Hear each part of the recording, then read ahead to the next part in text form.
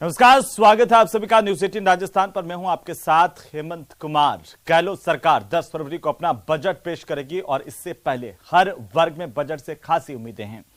वहीं अन्नदाता भी सरकार से राहत की उम्मीद लगाए बैठे हैं। किसान फसलों के सही मुआवजे, बिजली, पानी और समय पर खाद देने की मांग कर रहे हैं। देखिए हमारी एक खास पेशकश 23 का बजट किसानों की उम्मीद है।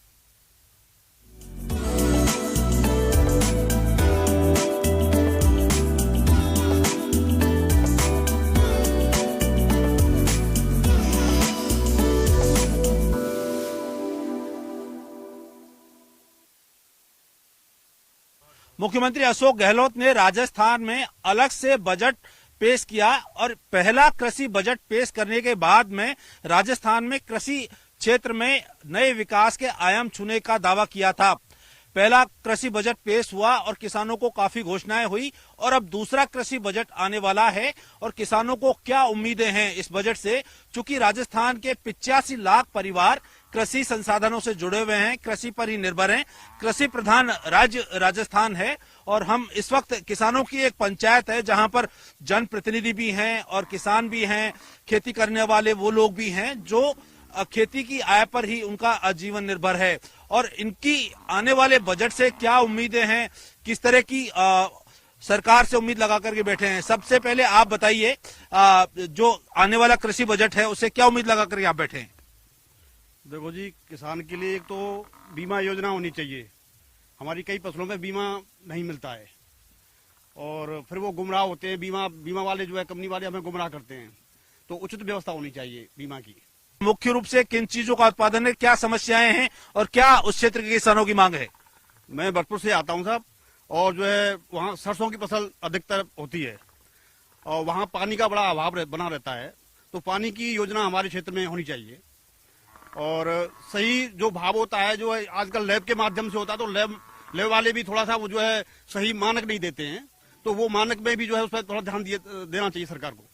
इसमें यह है कि पहले वाले इसमें जैविक कम्युनिटी बोर्ड बनाने की, गठन करने की मांग हुई थी, तो गठन तो हुआ लेकिन उसके ऊपर पूर्ण रूप से कार्रवाई नहीं हो पाई है और उसके ऊपर पूर्ण रूप से कार्रवाई करें। साथ ही जैविक फसलों के ऊपर आदान के ऊपर सब्सिडी दी जाए, वो सब्सिडी नहीं दी जा रही है बहुत से, क्योंकि जैविक के ऊपर बार बार प्रेशर आया है कि साहब जैविक खेती करें, जैविक खेती करें, लेकिन जैविक खेती उत्पादन तो कर रहे हैं लेकिन उसको बेचने के लिए भी हमें मार्केट नहीं मिल रहा है। हमें मार्केट भी अवेलेबल करवाया जाए जैविक खेती के लिए। जो हाल ही में किसानों की समस्याएं जिस तरीके से आई हैं, चाहे वो प्रकृति की मार हो, क्या कैसे देखते हैं, क्या कुछ होना चाहिए बजट में। किसान की जो सब्जियां होती है, किसान कुछ भी करे लेकिन सब्जियों को खेत में नहीं रोक सकता। टमाटर हो, मटर हो, बैंगन हो, कुछ भी हो।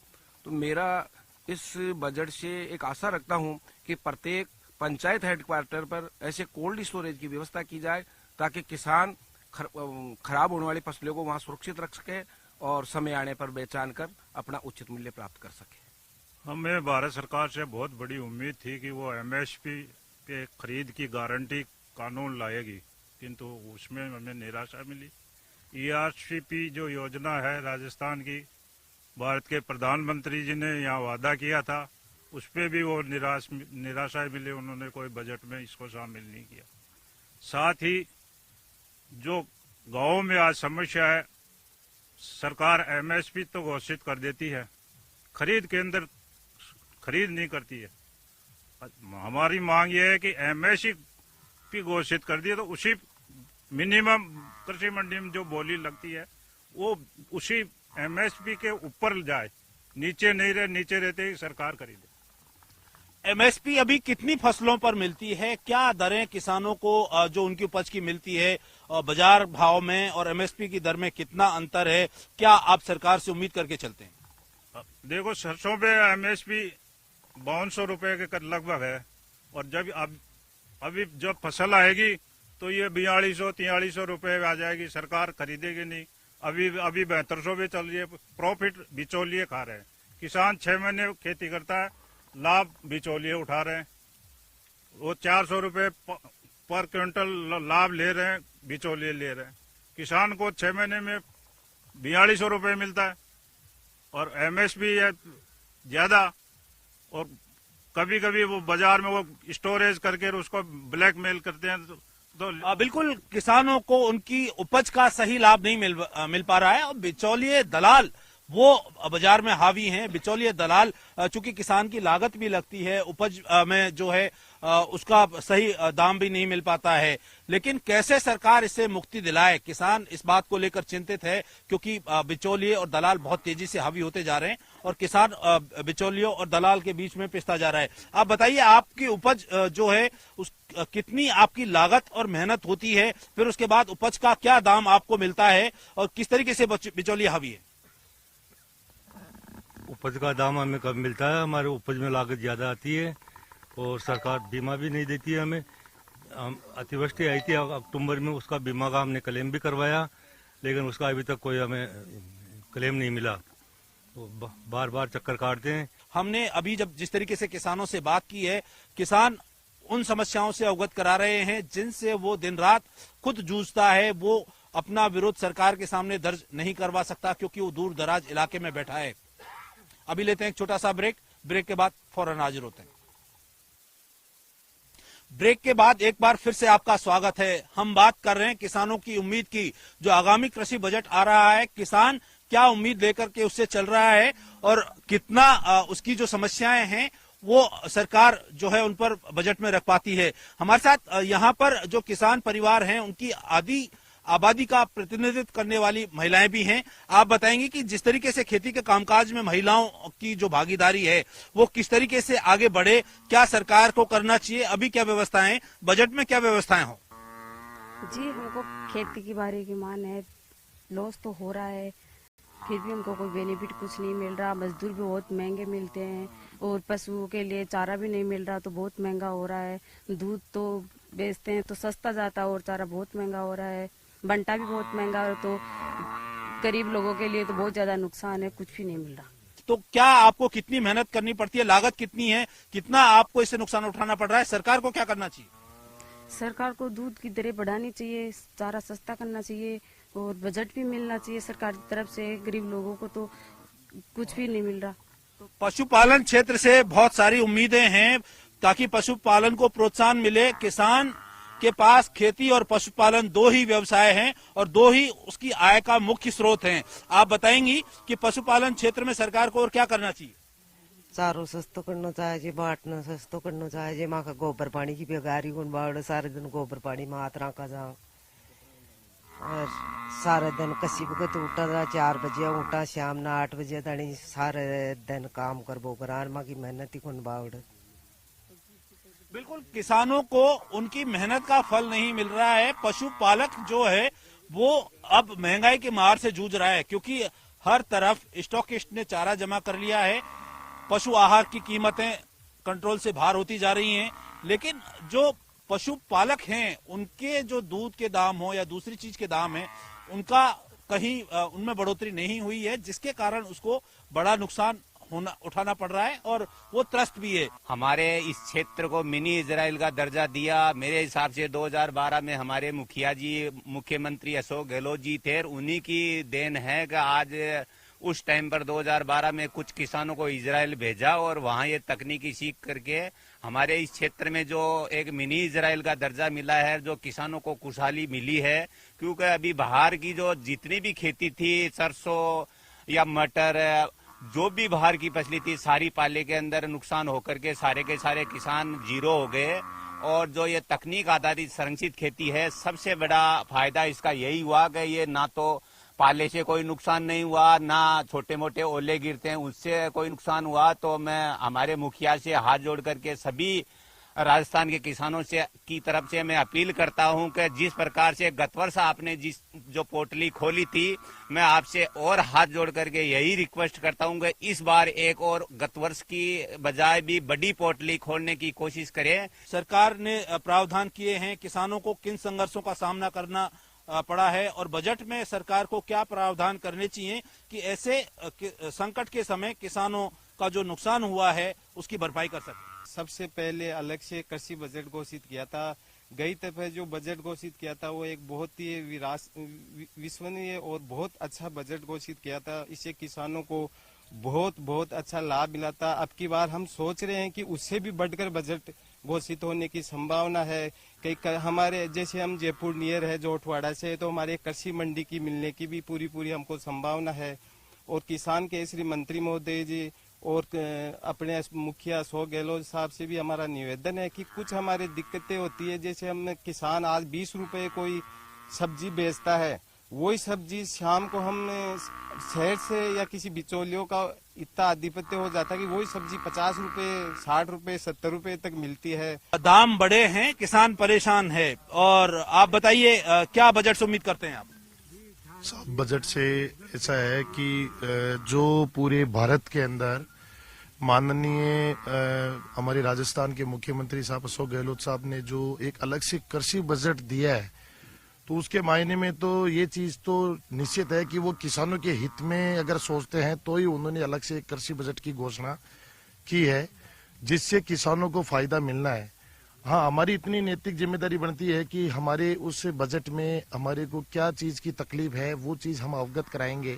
जैसे आज हमारे किसान भाई और सब हम बता रहे हैं कि हमारी महंगाई की मार इतनी पड़ रही है कि पशुपालन में हमारे जो दूध की जो रेट है वो रेट इतनी कम है कि उसके सामने हम जो प्रोडक्शन करते हैं उसके लिए चारा हुआ, हमारा बंटा हुआ, लेबर हुई, सब कुछ अगर देखते हैं तो हमारा पशुपालन का जो कार्य है वो नुकसान की ओर जा रहा है।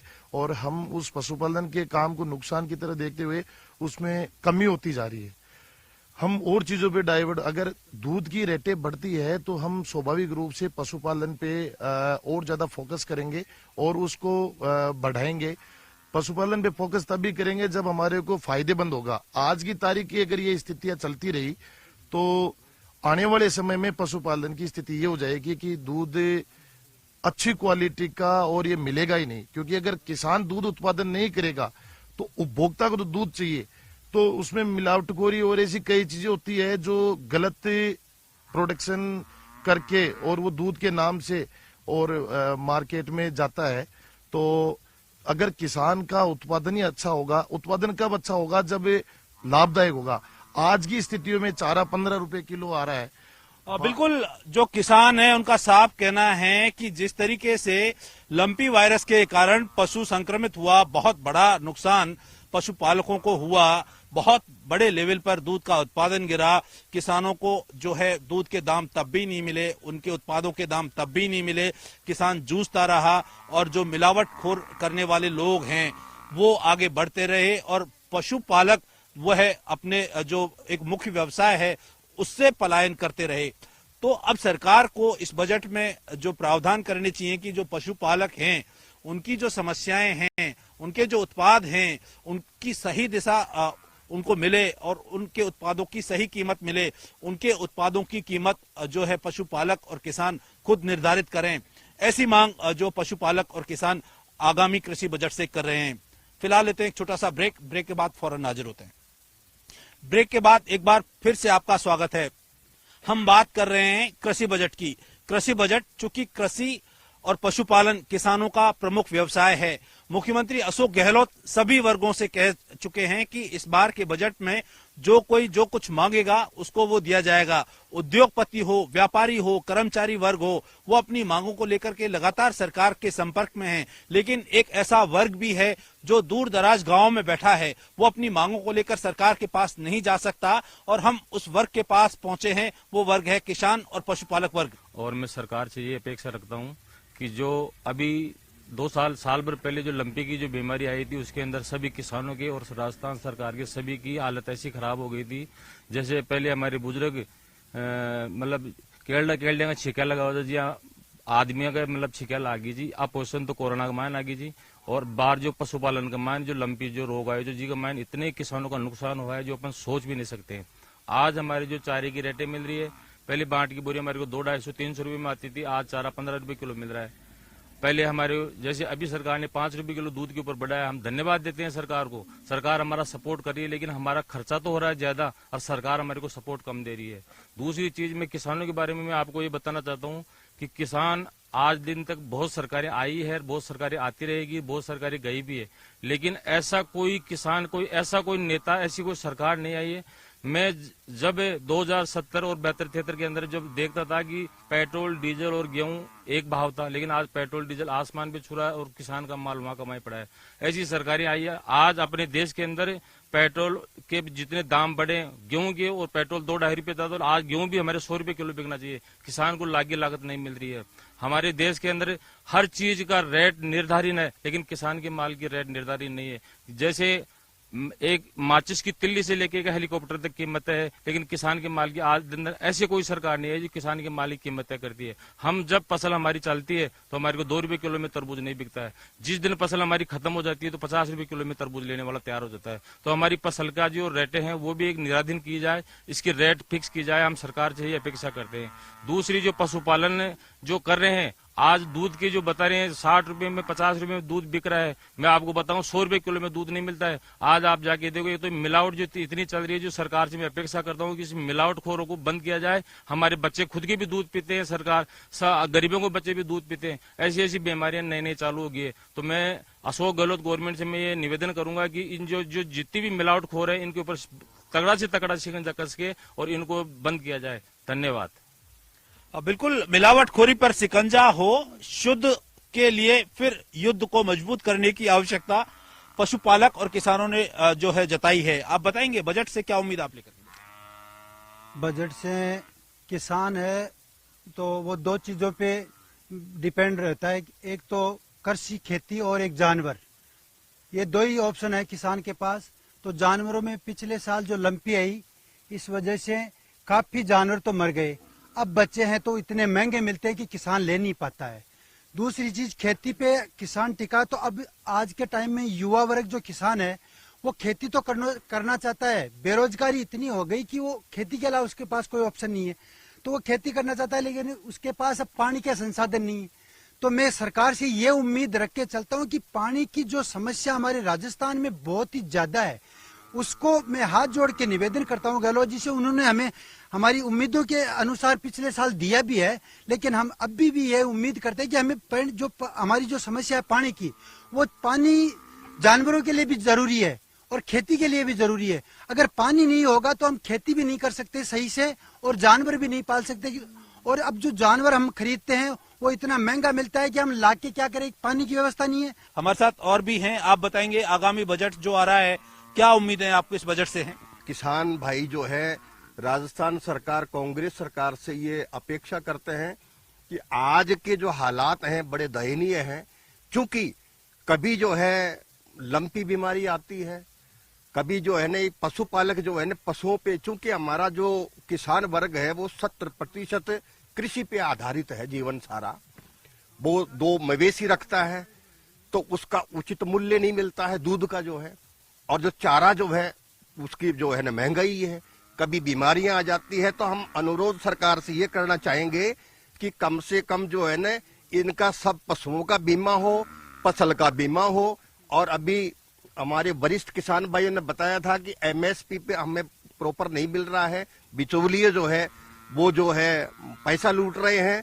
तो दूध के साथ भी ऐसा हो रहा है, क्योंकि एक किसान जो आतप सहन करता है, बरसात ठंड गर्म सब लोगों के लिए अनाज उपजाता है, कभी जो है ओले पड़ जाते हैं तो कभी शीतलहर की चपेट में आ जाते हैं। तो हम किसानों की, यदि असल में राजस्थान सरकार को, भारत सरकार को देश का विकास करना है तो किसान की ओर झुकना पड़ेगा, किसान का हित करना पड़ेगा और किसानों के लिए एक विशेष बजट बनाने की आवश्यकता है। तभी जब किसान का भला होगा तभी देश का विकास होगा। जय हिंद जय भारत। आप बताएंगे बजट में आपको क्या लगता है कि कृषि बजट में क्या कुछ खास होना चाहिए? देखो, कृषि बजट में कुल मिला के बात कृषि किसानों के ऊपर सरकार ने ध्यान देना ज्यादा चाहिए कि आज के ज्यादा तो पानी की समस्या बहुत ज्यादा हो रही है किसानों के लिए। और ये जो कृषि यंत्र में जो ये कृषि यंत्र चल रहे हैं ना, इसमें सरकार ने जीएसटी लगा रखी है ना, इस जीएसटी को कम करना चाहिए कि किसान इसको उपकरण खरीदने जाता है तो 1 रुपये जगह 1.5 रुपये चुकाना पड़ता है जीएसटी। वो इतनी उसकी पैदावार नहीं होती है और पानी की कमी से पैदावार वैसे कम होती है, खर्चा ज्यादा होता है। इसलिए पहले तो उनको जो कृषि उपकरण है ना उसके ऊपर जीएसटी कम करना चाहिए किसानों को, और उस पर सब्सिडी का अनुदान देना चाहिए। बिल्कुल, किसान पर जो टैक्सेशन है, चाहे वो जीएसटी हो या दूसरे हो, उनसे राहत मिले, राज्य सरकार दे सकती है। जीएसटी हो, अगर उनके प्रावधान में नहीं है तो केंद्र को वो अनुशंसा कर सकती है कि उनको राहत दे करके उनके जो व्यवसाय है और या उनका जो नुकसान होता है उसको कम किया जा सके। आप बताएंगे आगामी बजट में क्या इसको दशा और दिशा सरकार को देनी चाहिए, जिससे राजस्थान का कृषि पशुपालन जो है वो एक मुनाफे का काम बने? मैं तो सरकार को ये कहना चाहूंगा कि एक तो ये जो कृषि पे जो फसल है, इस पे इंश्योरेंस, जैसे मटर पे, गेहूं पे, इन पे कईयों पे नहीं है, इन पे सब पे इंश्योरेंस होना चाहिए। क्योंकि ये कई बार जैसे पाला पड़ जाता है, पाला पड़ने के बाद में इतना गाठा हो जाता है कि उसको कुछ भरपाई नहीं की जाती है, उसके आगे फसल बोने के लायक ही नहीं रह पाता है वो। तो उसको सब में इंश्योरेंस में लेना चाहिए और उसको इंश्योरेंस मिलना चाहिए। दूसरी फसल हैं उनको भी अब बीमा के दायरे में लाने की जरूरत है, क्योंकि नुकसान सिर्फ सरसों और गेहूं को ही नहीं होता है, बल्कि सब्जियां भी बर्बाद होती हैं, दूसरी उपज भी ओलावृष्टि, अतिवृष्टि और शीतलहर की चपेट में आती हैं और उसका नुकसान किसान ही उठाता है, पशुपालक ही उठाता है। उसको भी सरकार राहत दे, ऐसा यहाँ किसानों की मांग है। आप बताएंगे कि जो चूंकि गहलोत सरकार का दूसरा कृषि बजट है, पहले बजट के बाद दूसरे कृषि बजट में क्या उम्मीदें हैं, क्या इस क्षेत्र के लिए विशेष तौर पर मांग है? सरकार से हम उम्मीद करते हैं कि जैसे सरकार ने पिछली साल स्वास्थ्य के लिए जो चिरंजीवी योजना लाई गई है, उसी हिसाब से जानवर के लिए भी ऐसी कोई बीमा योजना लाए जिससे किसान को उसकी बीमारी के लिए उसका इंश्योरेंस कम रेट में किया जाए, उसके लिए सुविधा, हर दवाई, हर प्रकार की दवाई सुविधा मिली, जैसे हॉस्पिटल जान आदमी को मिलती है उस हिसाब से जानवर को भी सुविधा देगी सरकार। तो आने वाले दिनों में पशुपालन, दूध के ऊपर प्रोडक्शन बढ़ाएगा। अन्यथा आज जो किसान के नवयुवक जो बच्चे हैं उनका खेती से रुझान है वो धीरे धीरे क्योंकि प्रोडक्शन तो वो कर लेता है लेकिन मार्केटिंग नहीं होती है, मार्केटिंग में पैसा नहीं मिलेगा, वो दिन भर रात दिन मेहनत करके तो मेहनत नहीं, उसको नहीं मिलेगा, तो वो धीरे धीरे खेती से उसका रुझान हटता जा रहा है। तो किसान सरकार को ऐसा करना चाहिए, उसकी लागत भी अच्छी मिले, जानवरों की सुविधा भी, स्वास्थ्य सुविधा भी अच्छी हो, तो उससे किसान वापस अपने जिस हिसाब से चल रहा है वो चलता रहेगा। नहीं धीरे धीरे कृषि से आने वाले नवयुवक हैं वो इससे मुंह तोड़ रहे हैं। बिल्कुल, सरकार को ध्यान देना चाहिए उन लोगों पर, उन किसानों पर। सरकार अक्सर ध्यान देती है, समस्याएं सुनती है उन दुधारू गायों की जो सरकार को टैक्स देते हैं, लेकिन किसान चूंकि एक ऐसा वर्ग है जो अपनी आजीविका सिर्फ कृषि और पशुपालन से ही चलाता है, ये अपनी समस्याएं उठा करके सरकार के सामने नहीं जाता और ना ही अपना विरोध प्रदर्शन करता। लगातार मुख्यमंत्री इस बात को कह रहे हैं कि जो राजस्थान में जो वर्ग जो मांगेगा उसको दिया जाएगा। कृषि बजट आने वाला है, किसानों की समस्याएं बड़ी हैं क्योंकि पिछले साल जिस तरीके से लंपी वायरस से पशुपालकों को भारी नुकसान हुआ, अब हाल ही में अतिवृष्टि, फिर ओलावृष्टि, शीतलहर और बिजली संकट के कारण किसानों पर चौतरफा मार पड़ी है। इस चौतरफा मार को झेल रहे किसान कभी अपनी समस्याओं को लेकर सरकार के दरवाजे पर तो नहीं गया, लेकिन वो ये उम्मीद लगा करके बैठा है कि आगामी जो बजट है इसमें सरकार उसकी समस्याओं को जरूर देखेगी, सुनेगी और उनका समाधान करेगी। ऐसा जो राजस्थान का किसान वर्ग है वो इस बजट से उम्मीद लगाकर बैठा है कि सरकार उसे संसाधन उपलब्ध करवाए, वो व्यवस्थाएं उपलब्ध करवाए, जो नुकसान हुआ है उसकी भरपाई करवाए। ऐसी व्यवस्था इस बजट में, कृषि बजट में सरकार द्वारा दी जाए। वीडियो जर्नलिस्ट अविनाश शर्मा के साथ राकेश शर्मा, न्यूज 18 राजस्थान, जयपुर।